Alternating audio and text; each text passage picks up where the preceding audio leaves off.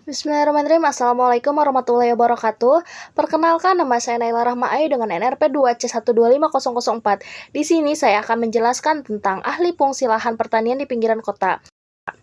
Ahli fungsi lahan pertanian adalah perubahan penggunaan lahan yang awalnya digunakan untuk kegiatan pertanian menjadi fungsi lain, seperti perumahan, apartemen, kawasan industri, maupun pusat perdagangan. Fenomena ini banyak terjadi di daerah pinggiran kota karena wilayah tersebut mengalami perkembangan yang sangat pesat. Pada slide ini, saya akan menjelaskan mengenai harapan, kenyataan, dan kesenjangan atau gap yang terjadi. Yang pertama yaitu harapan. Harapan yang pertama adalah lahan pertanian di pinggiran kota tetap produktif dan fungsi utamanya sebagai lahan pertanian tetap terjaga. Hal ini penting karena lahan pertanian merupakan sumber utama dalam menghasilkan bahan pangan bagi masyarakat.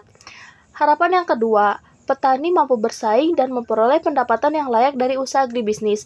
Artinya, petani tidak hanya mampu menghasilkan produk pertanian, tetapi juga mendapatkan keuntungan yang cukup sehingga tetap semangat untuk bertani dan tidak tergoda menjual lahannya.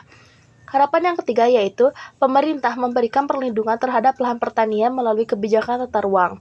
Maksudnya, pemerintah menetapkan aturan mengenai wilayah mana yang harus tetap menjadi lahan pertanian dan tidak boleh dialihfungsikan.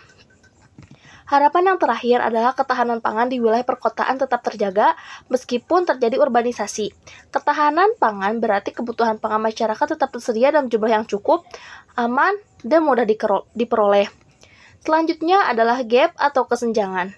Gap di sini adanya perbedaan antara kondisi yang diharapkan dengan kondisi yang sebenarnya terjadi di lapangan. Harapannya, lahan pertanian tetap dipertahankan, tetapi kenyataannya lahan tersebut terus berkurang akibat pesatnya pembangunan dan urbanisasi. Inilah yang disebut sebagai kesenjangan antara harapan dan realita. Kemudian yang terakhir adalah kenyataan yang terjadi di lapangan.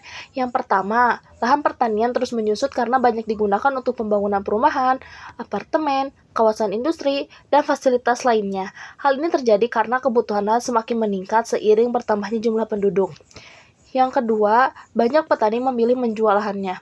Alasannya karena harga tanah di daerah pinggiran kota terus meningkat, sedangkan keuntungan dari bertani dianggap kurang menjanjikan. Akibatnya, mereka lebih memilih menjual lahan daripada mengelolanya. Yang ketiga, rantai pasok produk agribisnis lokal menjadi semakin lemah.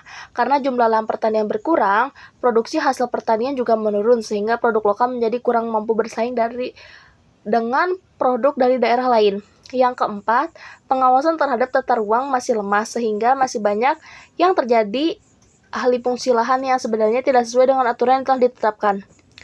Kesimpulannya, jadi berdasarkan penjelasan tersebut, dapat disimpulkan bahwa masih terdapat kesenjangan antara harapan dan kenyataan dalam pengelolaan lahan pertanian di pinggiran kota.